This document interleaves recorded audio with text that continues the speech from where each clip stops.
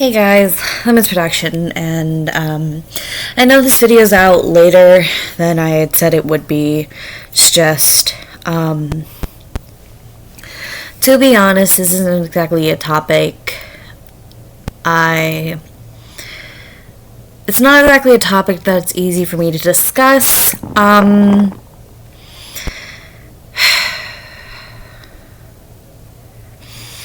As you all know, October is National Depression Awareness Month, and I could go into detail, tell you about, be aware of this and all that, but what I'm gonna do is basically tell you from personal experience dealing with depression, and how that has been a struggle.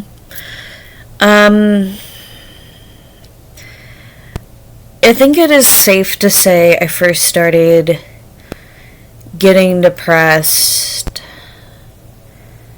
at around 9 years old. Actually, no, scratch that, 8 years old. And the reason why I say so young is, I grew up in the foster care system, and I feel like I've mentioned this a few times on my channel. It's just, wasn't exactly easy for me growing up. I did definitely go through a lot of things that no one should. I've seen a lot of things that no one should. Experienced a lot of things that no one should.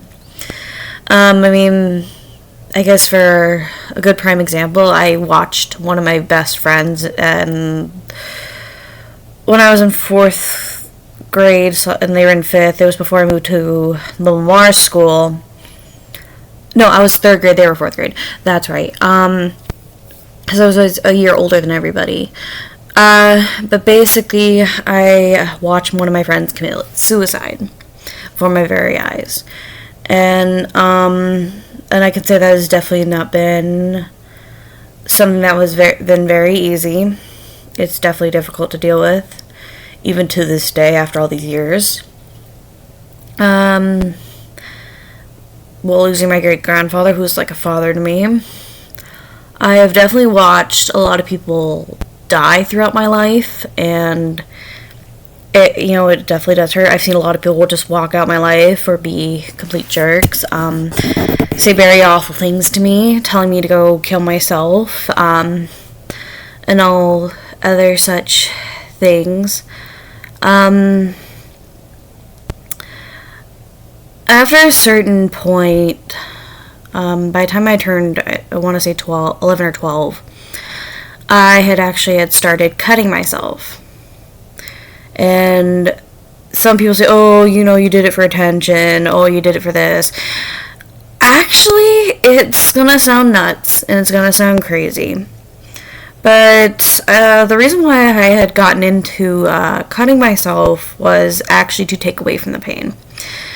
And I know this sounds weird, but whenever I would cut myself, the physical pain I would get from cutting myself actually took away from the emotional pain I was experiencing. And when my foster mom found out I was cutting myself, she took away the glass that I was using to cut myself with, and things just got worse for me. I started getting more and more depressed. I didn't really have any friends at the time, and I don't exaggerate that. No one really wanted to be friends with me back then. At the time, I mostly was isolated because kids would consider me a freak, and everything, just because I was either because I was in the foster system or because of weird disformalities of my arms, because I broke them when I was a kid.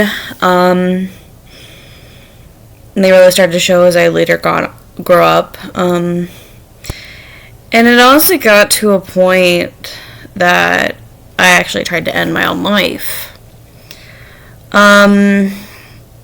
The worst part is I can actually still remember the day and everything to this day. It was May 3rd of 2012 when I attempted to take my own life. I was living in Holstein, Iowa in a foster home at the time. And I had just gotten to a point where I just had enough. and attempted to jump out my second story floor window onto concreted sidewalk.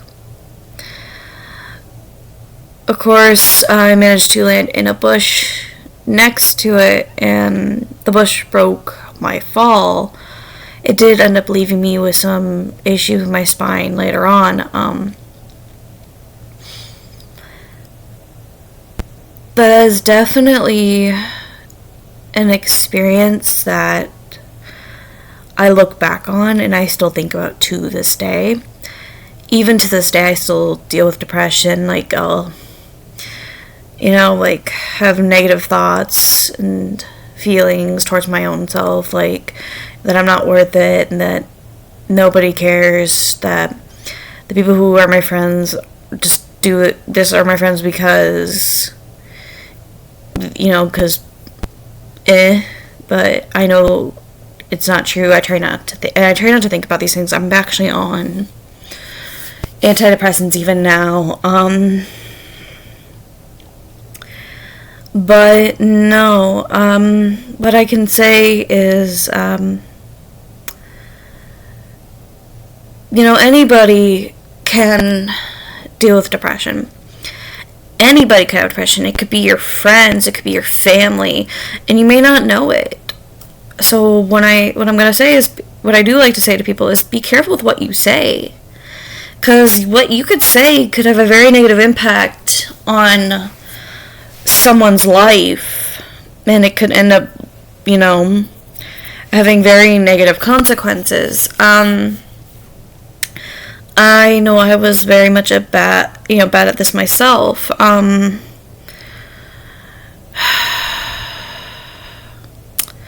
mean, there was a time when I told one of my foster parents that when she was dealing with some stuff with her health, and I was awful to her, and I said that it was all in her head, and that this, that, and she told me to get the hell downstairs. She was very pissed with me, and I don't blame her to this day. And it was right around my 18th birthday at the time. I'm now 23. It's been a couple of years, back in 2017. So 2 days from my birthday, my family ended up, me and my foster siblings had to go to the eye doctor, and she stayed home. But along with my foster sister, my other foster sister Devin, and my foster sister Brooke. But while we were gone, I guess she ended up having a stroke and had to be rushed to the emergency room. She's fine now, she's completely recovered, but that is still something I lived with pretty badly and blamed myself for. Because at first I thought she was going to die. And all I could think was, are the last words that came out of my mouth, are those going to be the last words she remembers of me as she dies? And I couldn't help but beat myself up for it. You never know what people go through. You don't know what people's daily lives are. I know another case, you think I would have learned from that, but no, I didn't. I was stupid. So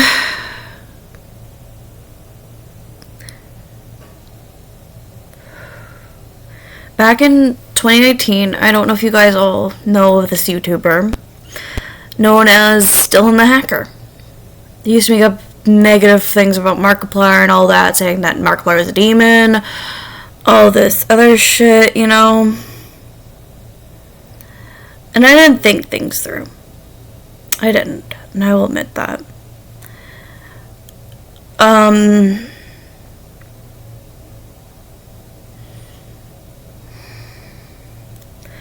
The words I said to that man were, go kill yourself. You would think, after being told that for so long, or so many times, that I would know better. But I didn't think. I just did. And, now he's gone, and that is something I got to live with. So this is why I say, be careful with what you say. You don't know what's going on in everybody's lives. Everybody has their own baggage. Everyone deals with different things like depression, anxiety, PTSD, and all that. So,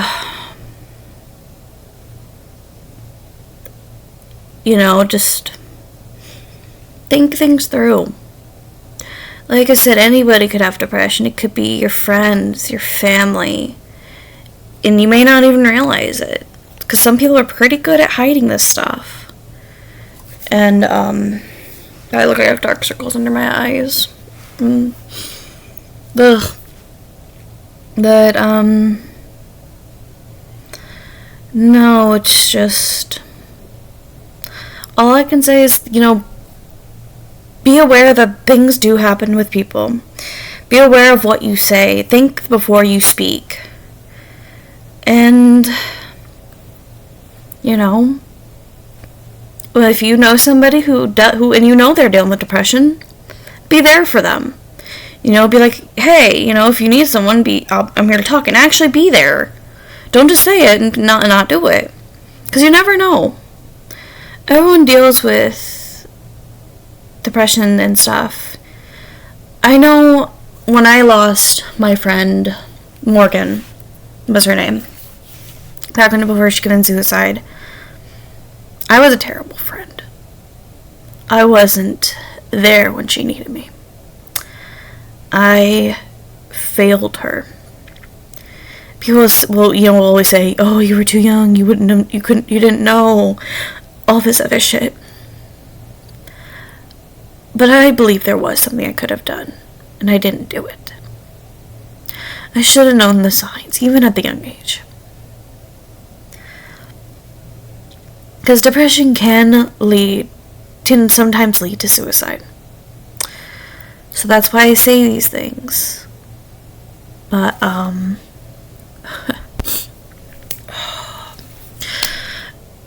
talked to you guys here enough. It's literally 3:32 in the morning for me. I gotta be getting to bed because I got work at 10, but I gotta get up at 8, so I'm gonna have a hell of a day. But, yeah. But I leave you with this message, and hopefully this helps you guys. I can say so many things, but in the end, it's up to you. So, yeah.